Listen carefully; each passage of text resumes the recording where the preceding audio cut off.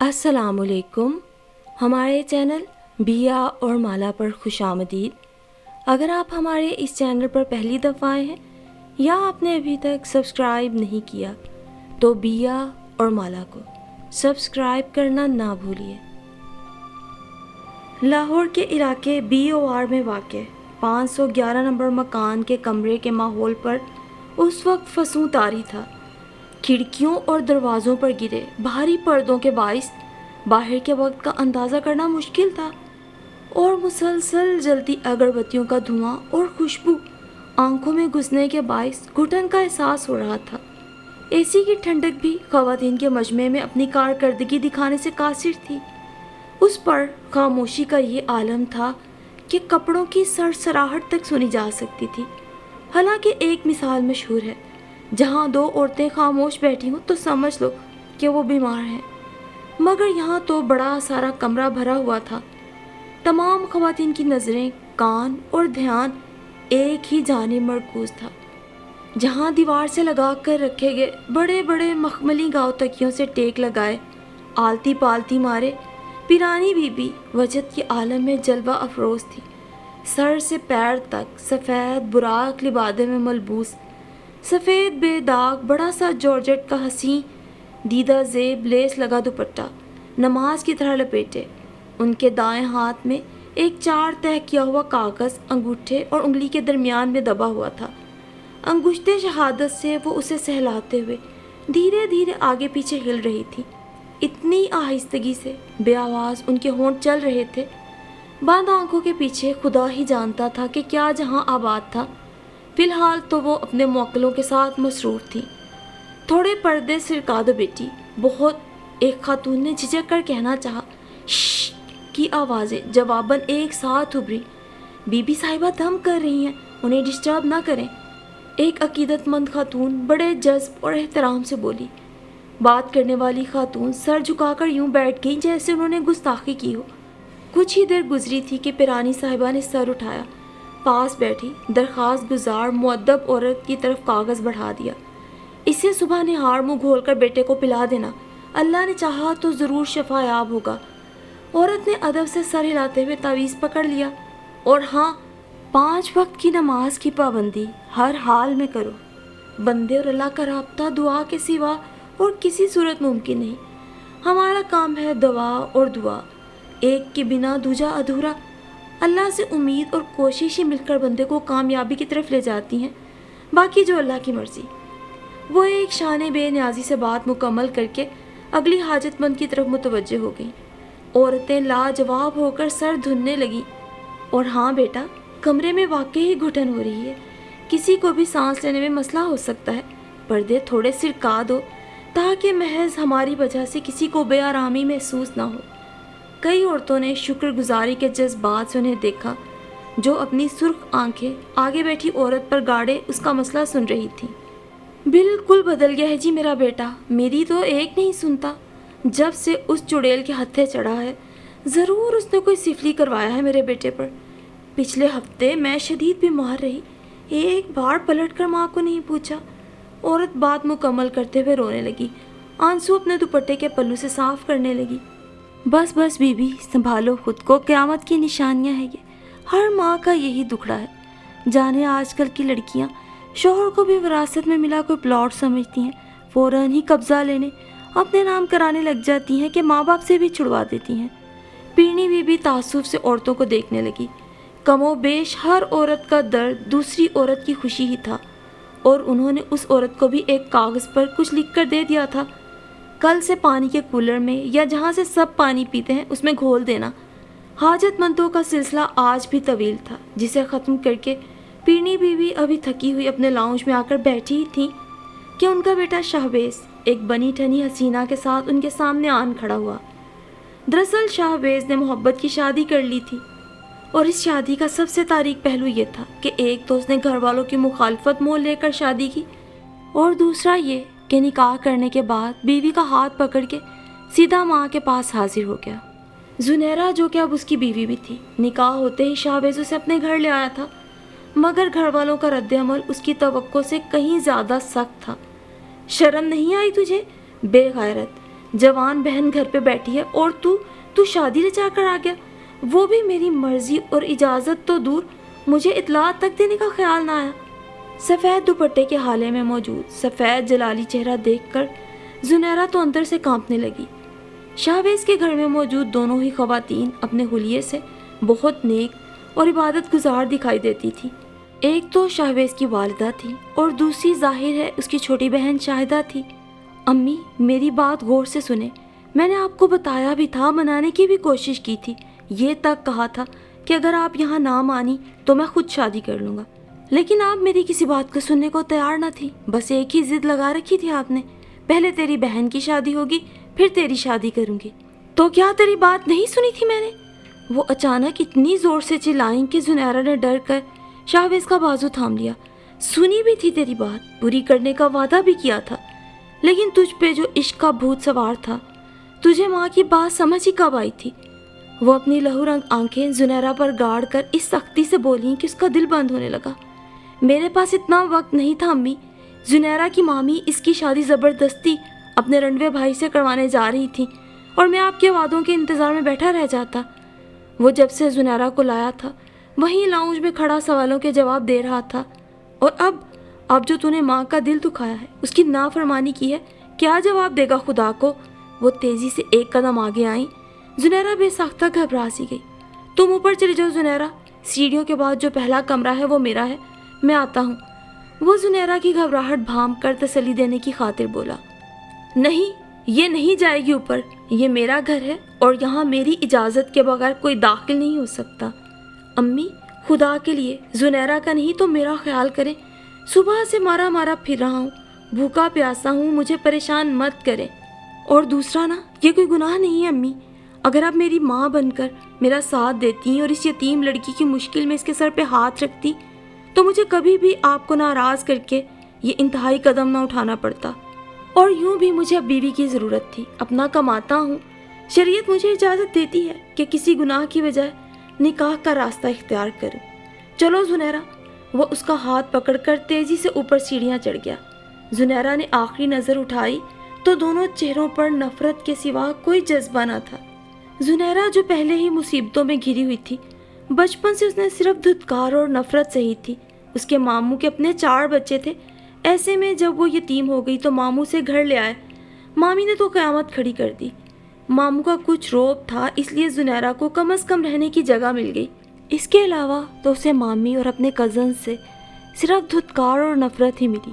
کھانے پینے سے لے کر جوتے کپڑے تک اس نے ترس ترس کر زندگی گزاری۔ پڑھائی میں شروع سے بہت اچھی تھی، سو کالج یونیورسٹی تک تو اسکالرشپ پہ پڑھتی گئی۔ یونیورسٹی میں ہی شاہویز کو یہ ڈری ڈری سہمی سہمی سی خوبصورت سی لڑکی بہت پسند آئی تھی، مگر دوسری طرف زنیرہ جو پہلے ہی بہت محتاط تھی، شاہویز کو حتی الامکان نظر انداز کرتی رہتی، جبکہ اس کی دوستیں شاہویز کی شخصیت، شرافت اور زنیرہ کے لیے اس کی خاموش پسندیدگی کے باعث شاہویز کو بہت پسند کرنے لگی تھی۔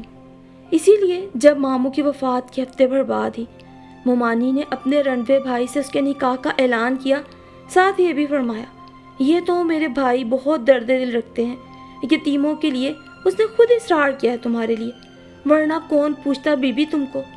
زنیرہ نے اس لمحے خود کو ہمیشہ کی طرح تنہا اور بے بس محسوس کیا۔ کئی راتیں رو رو کر گڑ گڑا کر اللہ سے دعائیں کرتی رہی۔ یونیورسٹی میں بھی تھکی تھکی رہتی، تبھی اس کی بہترین دوست فریہ کو تشویش لاحق ہوئی۔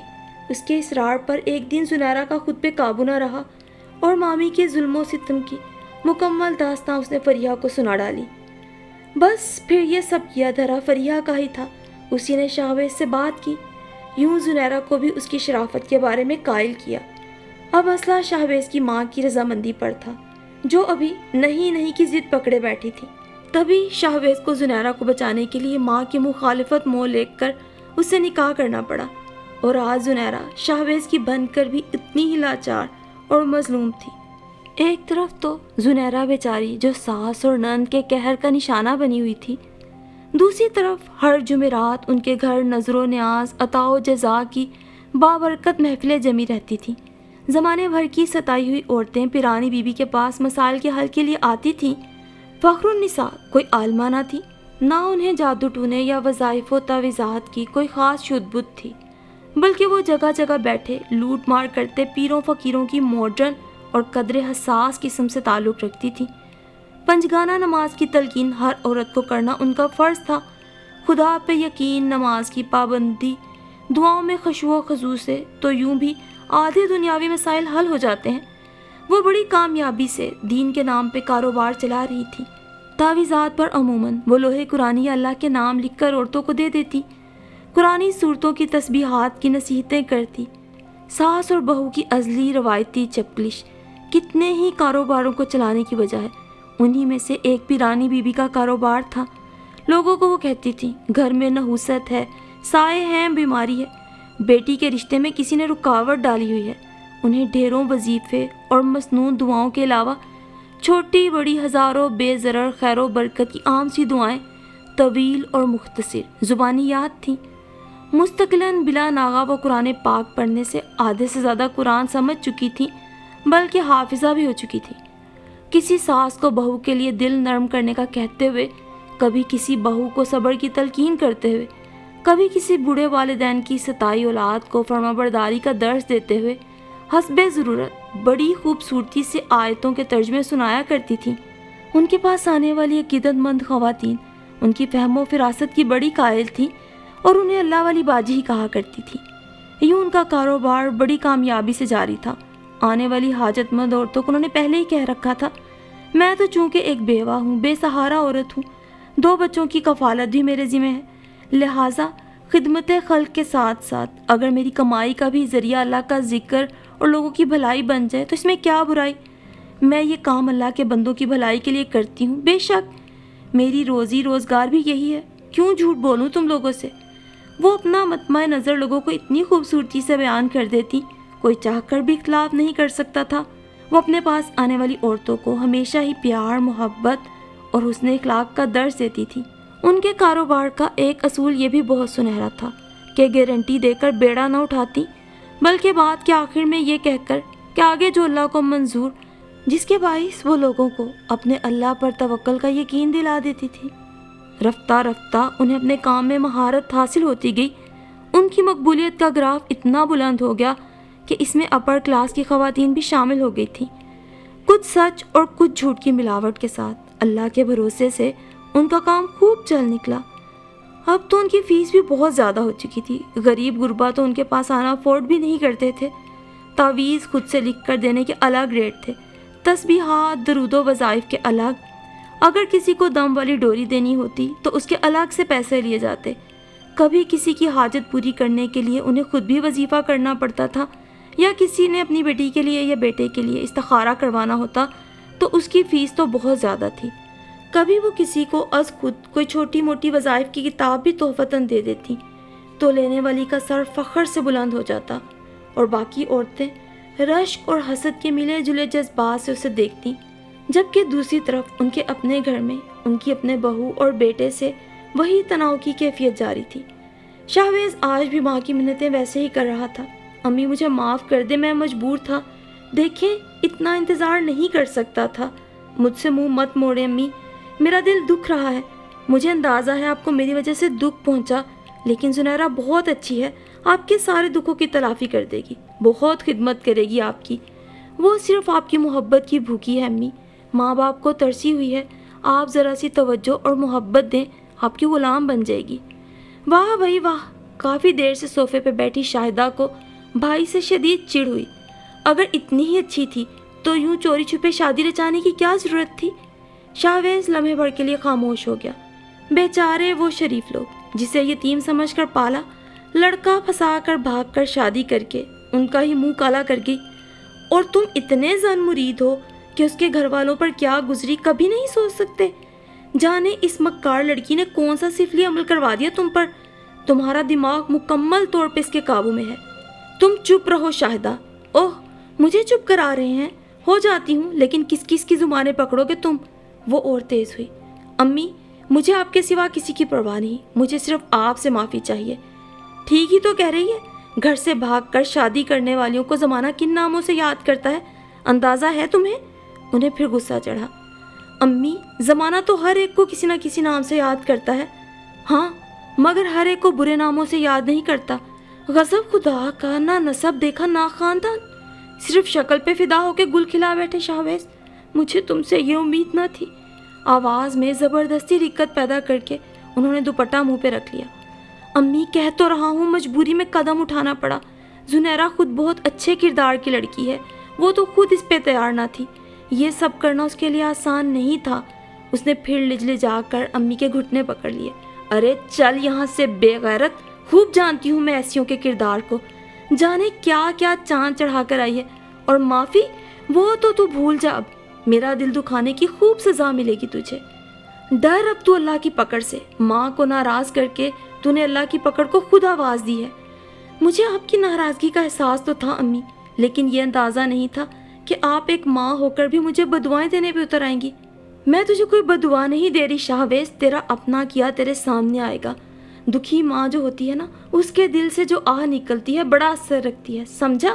چلا جا میری نظروں کے سامنے سے۔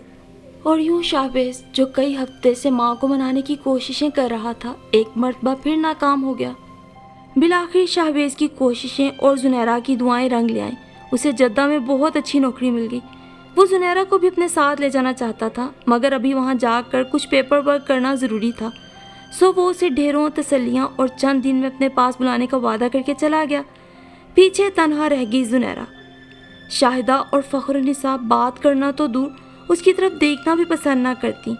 اس کے اپنے کمرے سے نکلنے پر پابندی تھی۔ وہ روزانہ صبح سے دوپہر تک بھوک برداشت کرتی۔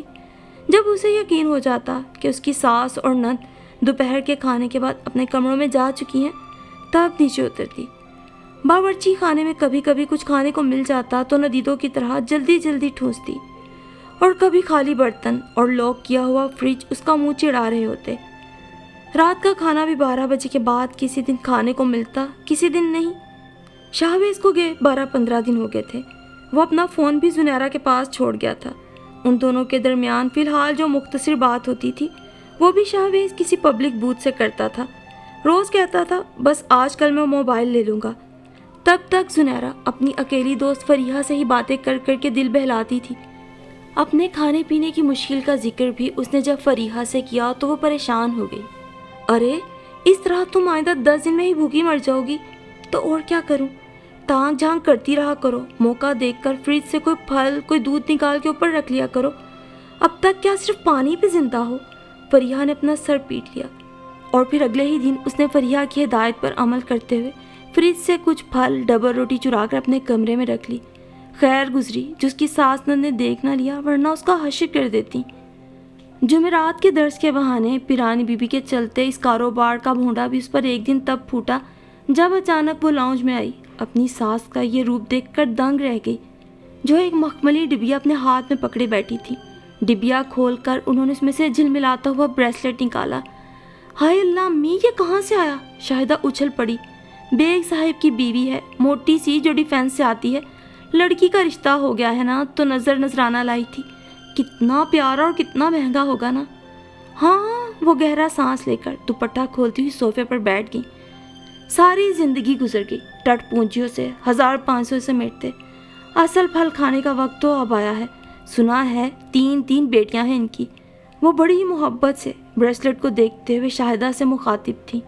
اب کہوں گی نصیبن سے، میری بیٹی کے لیے بھی کوئی اونچا گھرانہ دیکھو، اور یہ کمبخت شہباز جانے کن بھکمنگوں کی سوغات سمیٹ کر لیا۔ ہوتا نا آج کمارا تو جہاں دل چاہتا وٹے سٹے میں رشتہ کرواتی۔ ارے اتنا مانتی ہیں عورتیں مجھے، بھلا انکار کی جرت تھی کسی میں؟ مگر اس حرافہ کا جادو سر سے اترے تب نہ۔ پیرنی بی بی کچھ دیر پہلے والی اپنی نرم گفتاری کی ایکٹنگ بھلا کر اب تنفر زدہ لہجے میں اسے 3-4 ہلکی پھلکی گالیوں سے نواز چکی تھی، جبکہ شاہدہ جگر جگر کرتے بریسلیٹ کو کلائی میں پہن کر دیکھ رہی تھی۔ زنیرہ جو اپنی ساس اور نند کے اس رویے کو ان کا وقتی غصہ سمجھتی تھی، آج ان کا یہ دوسرا روپ دیکھ کر دنگ رہ گئی تھی، اور الٹے قدموں اپنے کمرے میں واپس آ گئی۔ ڈر کے مارے اس نے کمرے کے اندر سے کنڈی بھی لگا لی تھی، اور پھر ہر جمعرات وہ اپنے ٹیرس سے نت نئے چہروں والی عورتوں کو، اور وہ بھی اتنی زیادہ تعداد میں، اپنے گھر آتا دیکھ کر گھبرا سی جاتی۔ دبے قدموں جا کر ڈرائنگ روم میں جھانکتی تو وہاں درس دیا جا رہا ہوتا۔ پیرانی بی بی سفید چادر پر میرون گاؤں تکیوں سے ٹیک لگائے اگربتی کے دھوؤں کے اس پار اپنے ہاتھ میں پکڑی تسبیح گھماتے ہوئے بڑے رقت آمیز انداز میں دور حاضر کی نفسا نفسی پر افسوس کر رہی ہوتی۔ درس دیتے دیتے بھی ان کی چیل جیسی نظروں نے پردوں کے پیچھے سے جھانکتی زنیرہ کو دیکھ لیا۔ بیان کے تسلسل میں رکاوٹ آ گئی، لمحہ بھر کو چپ رہ گئیں۔ عورتوں نے مڑ مڑ کر اسے دیکھنا شروع کر دیا۔ زنیرہ حسب معمول گھبرا کر پلٹی اور تیز تیز سیڑھیاں چڑھتی اپنے کمرے میں آ گئی۔ یتیم بچی ہے، ماں اور بھائی عمرہ کرنے گئے ہوئے ہیں، کچھ دنوں کے لیے چھوڑ گئے ہیں، آئیں گے تو چلی جائے گی، شرماتی ہے، اسی لیے پردے کے پیچھے سے سن رہی تھی۔ پل بھر میں اپنے پاس سے کہانی گھڑ کر انہوں نے تمام خواتین کو مطمئن کیا تھا۔ نیاز مند عورتوں کے چہروں پر اس اللہ والی کے لیے مزید عقیدت مندانہ تاثرات چھا گئے، جو ہمیشہ ہی پیرانی بی بی کے اپنی ذات پر غرور کو مزید تقویت بخشتے تھے۔ اور پھر اگلے دن جمعے کی نماز پڑھ کر زنیرہ نے خشوع و خضوع سے اپنے اور شاہویز کے رشتے کی پائیداری کے لیے دعا کی، اس کی سلامتی اور رزق میں کشادگی کے لیے دعا کی۔ اس پل اس نے خود کو ایک بار پھر بے حد تنہا محسوس کیا۔ جب سے اسے اپنی ساس اور نند کی مصروفیات اور ذریعہ آمدنی کا پتہ چلا تھا، دل عجیب طرح کے وہموں اور خدشوں میں گھرا رہتا تھا۔ کبھی اسے لگتا وہ کوئی دم درود کر کے کہیں زنیرہ کا دماغ ہی نہ الٹ دیں، تو کبھی لگتا شاہویز کا دل نہ اس کی طرف سے پھیر دیں۔ ایسے میں جب فریحہ سے اپنے خدشات کا ذکر کرتی تو وہ الٹا اسے ہی ڈانٹنے لگتی۔ تم پاگل ہو، اکیلی ہو نا، اس لیے اس طرح کا غلط ملط سوچتی رہتی ہو، بھلا کوئی اپنی اولاد کے لیے بھی ایسا کر سکتا ہے؟ اکیلی رہ رہ کے تم گھبرا گئی ہو، تم کہو تو تمہارے گھر آ جاؤ۔ پاگل ہوئی ہو، اس میں پاگل پن کی کیا بات؟ جمعرات کو عورتیں آتی ہیں نا، میں بھی آ جاؤں گی، کس کو پتہ چلے گا؟ تم اپنے گھر کا نقشہ سمجھاؤ، میں گیٹ پر آ کے بیل دوں گی، تم ٹیرس سے دیکھ کر سیڑھیوں پہ آ جانا۔ اس نے منٹوں میں سیٹنگ کر ڈالی۔ وہ ایسی ہی تھی، اگلے دن وہ اس کے روبرو تھی۔ زنیرہ کتنی ہی دیر اس کے گلے لگ کر سسکتی رہی، جانے میں کہاں پھنس گئی ہوں فریحہ، اب دیکھو شاہویز نے اب تک اپنا فون نہیں لیا، ایڈریس بھی مستقل نہیں ہے، میں کیا کروں؟ خدا پر یقین رکھو، آہستہ آہستہ سب ٹھیک ہو جائے گا، فریحہ نے اسے تسلی دی۔ پھر اپنا ہینڈ بیگ کھولا، تھوڑے سے پھل، چاکلیٹس، بسکٹس اور چپس کے پیکٹ، دودھ اور جوس، اتنی ساری چیزیں دیکھ کر زنیرہ کی آنکھیں بھر آئیں۔ میں کیسے تمہارا احسان اتاروں گی فریحہ؟ تم اس احسان کو یاد نہ کرو تو یہی میرے احسان کا بدلہ ہوگا۔ اچھا وقت کم ہے، ایک ہفتہ اس سے کام چلا لو، پھر نیکسٹ تھرسڈے کو اور لے آؤں گی۔ وقت کم تھا، وہ جتنی خاموشی سے آئی تھی اتنی خاموشی سے چلی گئی۔ اور پھر اس رات شاہویز نے اپنے نئے فون سے اس سے پوری رات باتیں کی۔ فریحہ نے ٹھیک کہا تھا، آہستہ آہستہ سب ٹھیک ہو جاتا ہے۔ فجر کی نماز ادا کر کے بہت دن بعد سکون کی نیند سوئی تھی، لیکن یہ نہیں جانتی تھی کہ مسافر منزل پر آ کر بھی بھٹک جاتے ہیں۔ دیر سے سونے کی وجہ سے دوسرے دن دوپہر کے قریب اس کی آنکھ کھلی، پیٹ میں چوہے دوڑ رہے تھے۔ اس نے جلدی سے ایک سیب دھو کے کاٹے بغیر کچر کچر کھا لیا اور دیر تک فریحہ کو دعائیں دیتی رہی۔ ظہر کی نماز ادا کر کے موبائل کی تلاش میں نظر دوڑائی کہ شاہویز کہیں اسے فون نہ کر رہا ہو، مگر فون نہیں تھا، جہاں رات اس نے رکھا تھا وہاں بھی نہ تھا۔ وہ ہونک ہو گئی، پورا کمرہ چھان مارا، ایک ایک چیز الٹ پلٹ کر دی، مگر موبائل وہاں ہوتا تو ملتا۔ وہ بے بسی سے بیٹھ کر رونے لگی۔ اسے شک تھا کہ شاہدہ نے اس کے کمرے سے موبائل اٹھا لیا۔ ان کے پاس ہر کمرے کے لاک کی چابی موجود تھی، اور کل جب شاہویز نے اسے فون کیا تھا اس سے پہلے یقیناً فخر النساء کو یہ بات بتا چکا تھا کہ اب زنیرہ سے فون پر بات کرے گا۔ مصیبت یہ تھی کہ وہ نہ ان سے پوچھ سکتی تھی نہ کچھ کہہ سکتی تھی، نیچے جا کر سیل تلاش کرنا تو ناممکن تھا۔ اسے لگ رہا تھا کل وہ رسیوں کی جکڑن سے آزاد ہوئی تھی اور آج کسی نے اس کے ہاتھ پیر ہی کاٹ ڈالے تھے۔ اور دوسری طرف اس دن فخر النساء بڑے فاتحانہ انداز میں موبائل کو دیکھ رہی تھی۔ یہ کب لائیں؟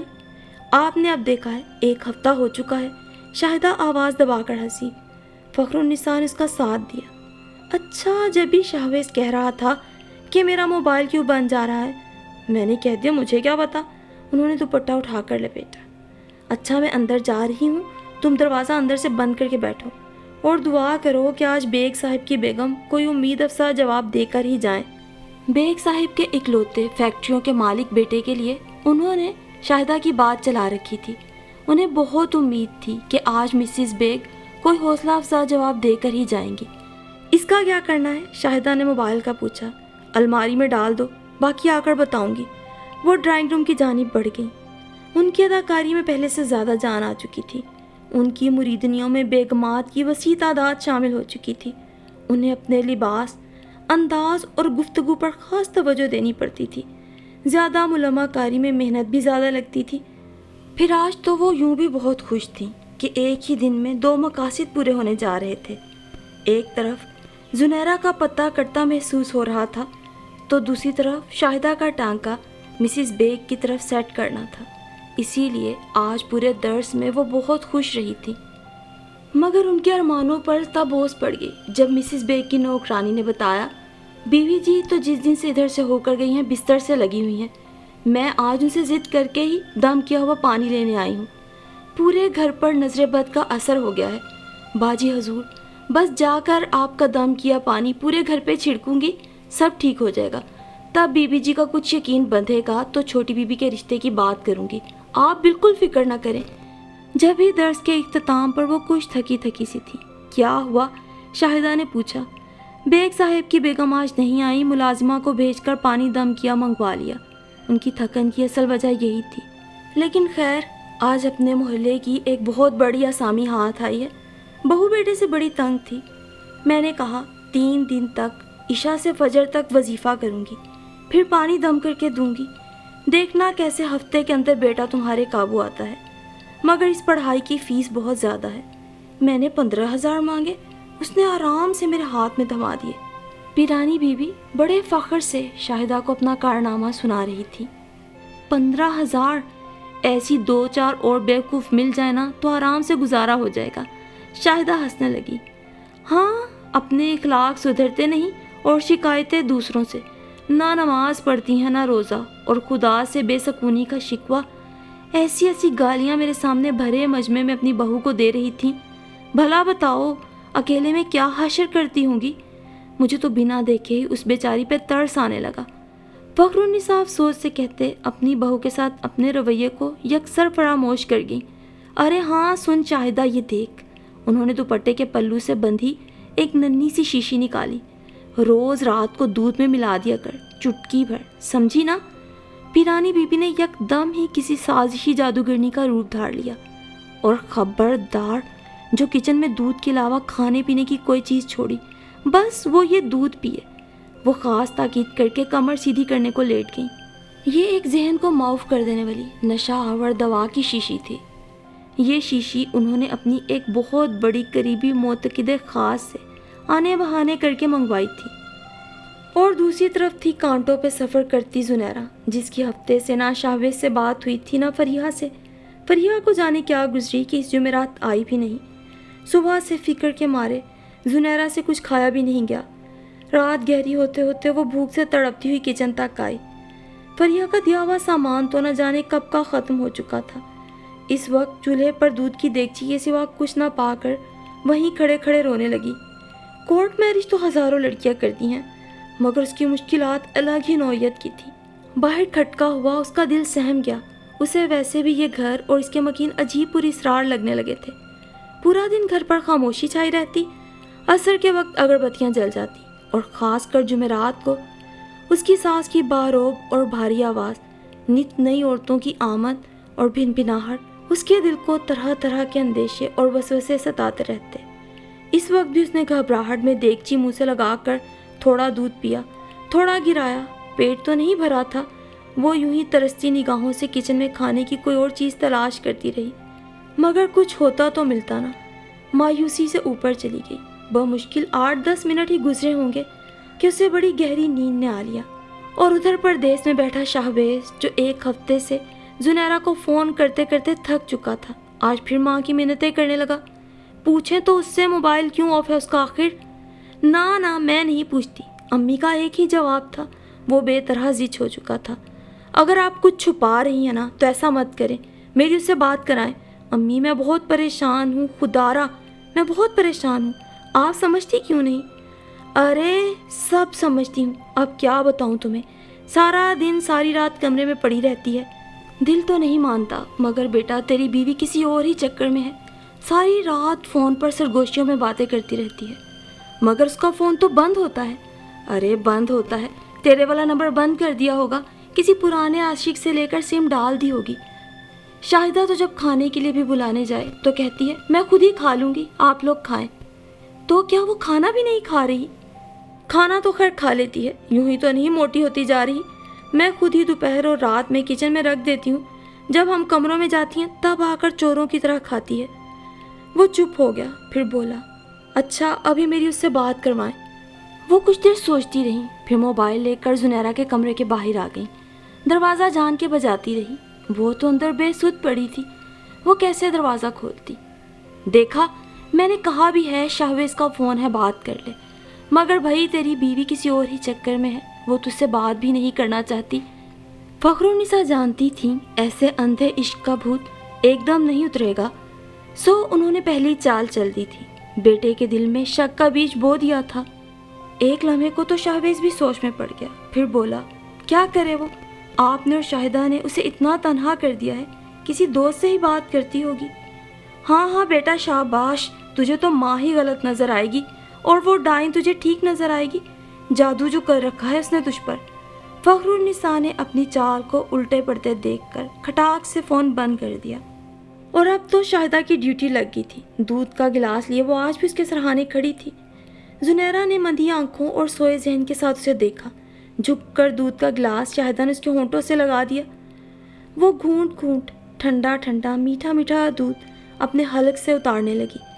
ایسا کب تک چلے گا امی؟ وہ کمرے میں آ کر فخرالنساء سے اکتا کر پوچھنے لگی۔ انہوں نے ہاتھ میں پکڑی کتاب بند کر کے اسے دیکھا۔ ہاں میں خود بھی یہی سوچ رہی ہوں، بلا وجہ دن ضائع کرنے کا کیا فائدہ؟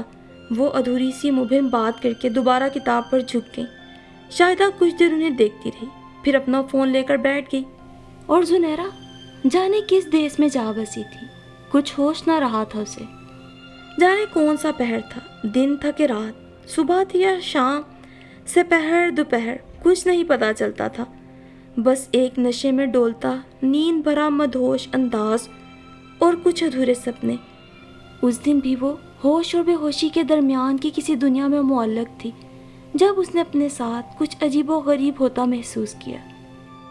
کسی نے اس کے سینے پر بھاری وزن رکھ دیا، دباؤ بڑھنے لگا، گھٹن بڑھنے لگی، پھر تناؤ بڑھ کر گردن پر آ گیا۔ اس نے کسمسا کر گردن کو چھڑانا چاہا، لیکن اس بوجھ سے آزاد ہونے میں ناکام رہی۔ سانس لینے میں شدید دشواری کے سبب اس کی آنکھ کھل گئی۔ آدھے سوئے اور آدھے جاگے حواسوں میں زنیرہ نے کسی کو خود پہ جھکے پایا، چہرے پر بکھرے بال اور لمبا سفید چوگا۔ وہ جو کوئی بھی تھا یا تھی بری طرح زنیرہ کا گلا دبا رہا تھا۔ اس کی سانس رکنے لگی، اس نے ادمرے ہاتھوں سے دور ہٹانا چاہا مگر بے سود۔ اس کے حواس بیدار ہونے لگے، جان تقریباً نکلنے والی ہو گئی۔ زنیرہ کے لب پھڑپھڑانے لگے۔ کیا مجھے مارنے کی کوشش؟ بے جان جسم اور سن دماغ میں اتنی ہی سوچ ابھری تھی۔ اس نے پوری قوت سے خود پر جھکے شخص کو پرے دھکیلا، اٹھنے کی کوشش میں بیڈ سے پرے جا گری، چند لمحے کے لیے بے حرکت ہو گئی، پھر کسی نے اسے بالوں سے پکڑ کر گھسیٹنا شروع کر دیا۔ چھوڑو چھوڑو مجھے! پوری قوت صرف کر کے بھی اس کی آواز معمول سے بھی کہیں دھیمی اور ٹوٹی ہوئی تھی، اور ہاتھوں کی گرفت اس سے بھی کمزور اور بے دم۔ اور وہ جو کوئی بھی تھا اسے بے دردی سے گھسیٹتا ہوا دروازے تک لے کر گیا، باہر لے جا کر سیڑھیوں سے دھکا دے دیا۔ زنیرہ کسی بے جان گڑیا کی طرح دور تک لڑکتی چلی گئی اور آخری سیڑھی تک پہنچتے پہنچتے بے ہوش ہو گئی۔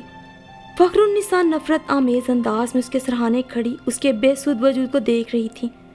فجر کی اذانوں کے بعد صبح صادق کا اجالا پھیلنے لگا تھا، گھنٹوں گزر چکے تھے۔ زنیرہ کے وجود میں زندگی کی کوئی رمق نہ جاگی تھی، اس کے چہرے پر نیل کے نشان نمایاں ہونے لگے تھے اور سر پھٹنے سے بہنے والا خون جم چکا تھا۔ فخرالنساء نے بغور اس کا جائزہ لیا اور پاس کھڑی شاہدہ سے بولی، چلو بیگ اٹھاؤ اپنا، ہم کل تک واپس آئیں گے، یہیں پڑی پڑی ٹھنڈی ہو چکی ہوگی۔ ان کی بے رحمی عروج پہ تھی، کون کہہ سکتا تھا کہ یہ وہی پیرانی بیوی تھیں جو عورتوں کی اچھی خاصی جماعت کو ہر ہفتے محبت اور مساوات کا سبق دیتی تھی، ان کے جھگڑے اور مسائل ختم کرنے کے لیے تعویذ دیتی، وظائف بتاتی۔ اس وقت ان کے دل و دماغ میں ایک نہایت گھناؤنا منصوبہ پایہ تکمیل تک پہنچنے ہی والا تھا۔ اس وقت وہ ایک عورت تھی، غصے اور انتقام کی آگ میں جھلستی عورت۔ انہیں ہر صورت اپنے بیٹے کو اس عورت سے چھٹکارا دلانا تھا۔ بیٹے کو بتانے کے لیے بھی انہوں نے کہانی گھڑ لی تھی اور شاہدہ کو بھی یاد کروا دی تھی۔ اسی لیے جانے سے پہلے شاہویز کو ایک فون کر کے کہانی کی بنیاد رکھ دی کہ ہم تمہاری حسنہ خالہ کے یہاں جا رہے ہیں، بہت دن سے یاد کر رہی تھی۔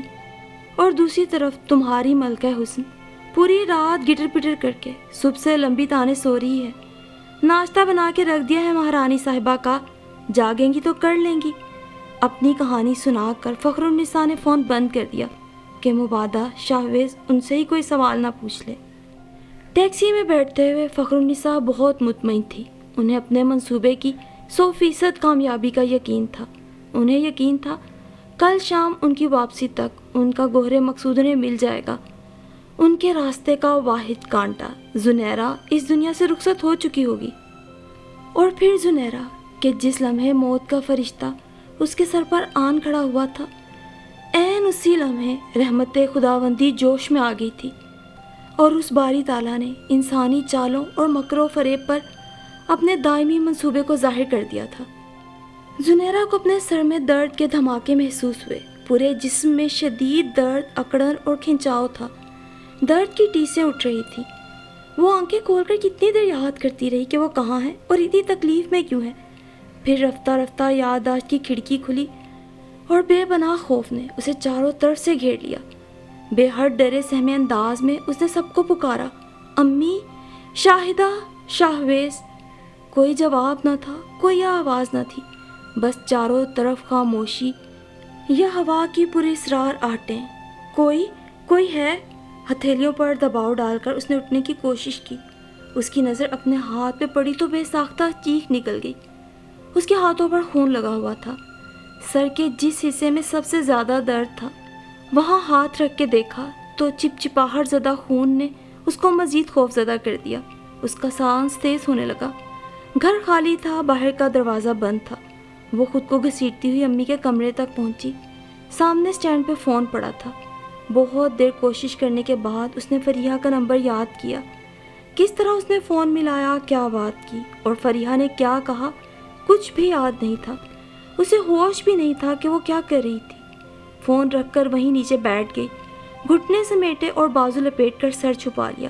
اس کی ٹانگوں میں بھی درد کی ٹیسیں اٹھ رہی تھیں۔ کب آئے گی فریحہ؟ امی، مجھے ڈر لگ رہا ہے۔ لمحہ لمحہ خوف بڑھنے لگا۔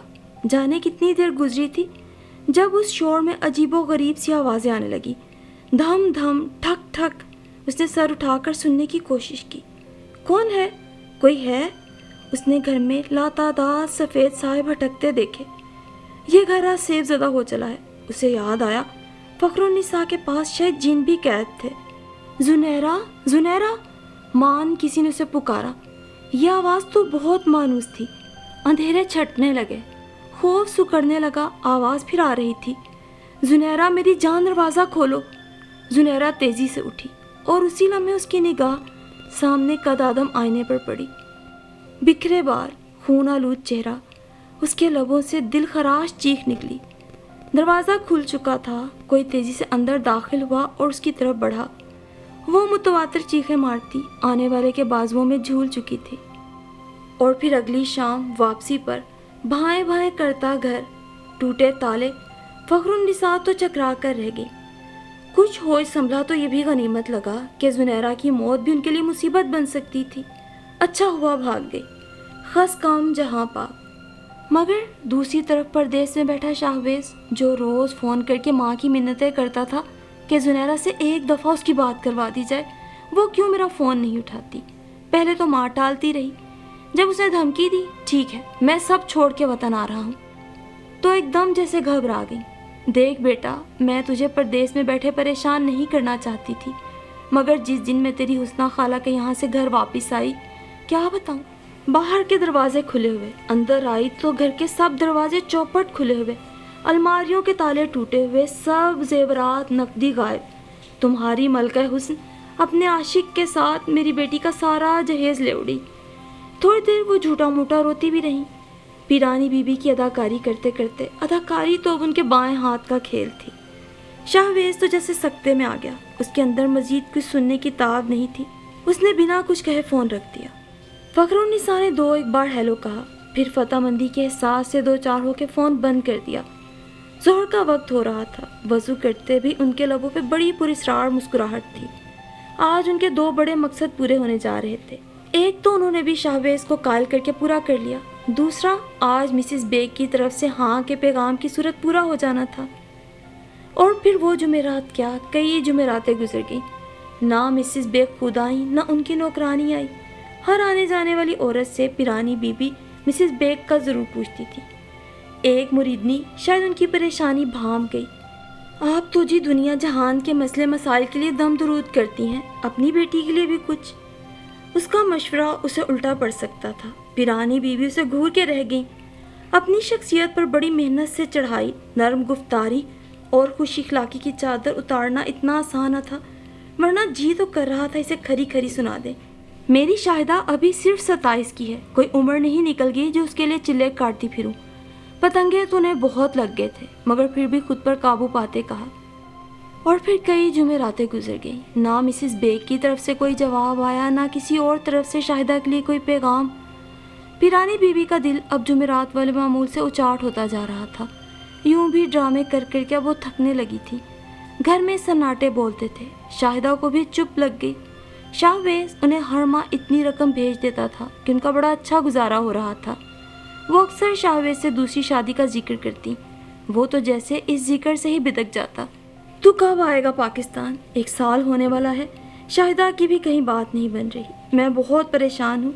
کیا میرا مرا ہوا منہ دیکھنے کا انتظار کر رہا ہے؟ شاہویز چند لمحے خاموش رہا. میں کبھی نہیں آؤں گا امی. ہیں؟ کیوں؟ ایسے کیوں کہہ رہے ہو؟ وہ ہول سی گئیں. اس لیے کہ میں یہاں ایک مکمل خوشیوں بھری زندگی گزار رہا ہوں. فخرالنساء کو لگا انہیں سننے میں مغالطہ ہو رہا ہے. ارے باولا ہو گیا ہے کیا؟ اکیلے گزرتی ہے کبھی زندگی، وہ بھی مکمل اور خوشیوں بھری؟ ہاں، اکیلے نہیں گزرتی، مگر آپ نے تو مجھے اکیلا کرنے کی بہت کوشش کی تھی. فخرالنساء کے الفاظ منہ میں ہی رہ گئے. منہ کھل گیا. میں یہاں اکیلا کب ہوں امی؟ میری بیوی ہے میرے پاس. کون؟ وہ بدقت تمام بولی. زنیرہ میری بیوی، جو ایک دن اچانک گھر سے کہیں چلی گئی تھی. سوچ سکتی ہیں آپ امی مجھ پہ کیا گزری ہوگی جب فریحہ کے ذریعے مجھے آپ کا اصل چہرہ نظر آیا. میں تو شاید آج بھی آپ کو تکلیف دینے کے لیے یہ بات نہ چھیڑتا، مگر آپ کے اصرار کے باعث بتا رہا ہوں. میں اور زنیرہ یہاں بہت مطمئن ہیں، بہت اچھی زندگی گزار رہے ہیں. کاش امی جتنا آپ ظاہر کرتی ہیں اس کا صرف 10% بھی خوف خدا آپ کے دل میں ہوتا. اتار دیں امی یہ پیرانی بیوی کا لبادہ اور اللہ سے سچے دل سے توبہ کر لیں. فخرالنساء تو جیسے سکتے میں آ گئی تھی. ریسیور ان کے ہاتھ سے چھوٹ گیا اور پھر کئی دن وہ بستر سے لگی رہی. ہوش اس دن آیا جب مسز بیگ کی نوکرانی ایک شام انہیں ملنے آئی. دل میں کچھ امید بندھی تھی، مگر یہ کیا؟ بی بی جی، میری بیگم صاحبہ نے تو آپ کی بیٹی کے لیے ٹکا سا جواب دے دیا ہے. انہوں نے آپ کی بیٹی کے لیے اپنے طور محلے سے تفتیش کروائی تو جی لوگوں نے عجیب عجیب قصے سنائے. کہتے ہیں جی آپ نے اپنی بہو کو بھی قتل کرنے کی کوشش کی. میرا دل نہیں مانتا، پر میں کیا کروں، میری بڑی باجی نے کہا ہے آپ کو کہوں. اگر ذرا بھی آپ کے دل میں خوف خدا ہے تو پیرنی بی بی کی اداکاری چھوڑ دیں. اللہ کا نام لے کر لوگوں سے پیسے بٹورنے بند کر دیں. لوگوں کے گھروں کے چھوٹے چھوٹے مسائل کو ساس بہو کا تنازع بنا کر ان کے جذبات سے کھیلنا بند کر دیں. یہ کہہ کر نوکرانی تو چلی گئی، مگر پیرانی بیوی تو جیسے اس دن سے اپنے آپ کو ہی بھول گئی ہیں. ہر وقت سکتے کے عالم میں لیٹی رہتی ہیں، خلاؤں میں گھورتی رہتی ہیں، اور جمعرات کے دن تو جیسے انہیں کوئی دورہ پڑ جاتا ہے، چیخیں مار مار کے رونے لگتی ہیں. شاہدہ انہیں باہوں میں بھر لیتی ہے، انہیں سنبھالنے میں نڈھال ہو جاتی ہے. پیرانی بیوی تو ہوش اور خرد سے بیگانہ ہو جاتی ہیں، مگر شاہدہ جانتی ہے یہ سب کون سی جمعراتوں کے کیے کی سزا ہے، کون سے گناہوں کا بدلہ ہے جو اب تا حیات آسیب بن کر ان ماں بیٹی کا پیچھا کرے گا.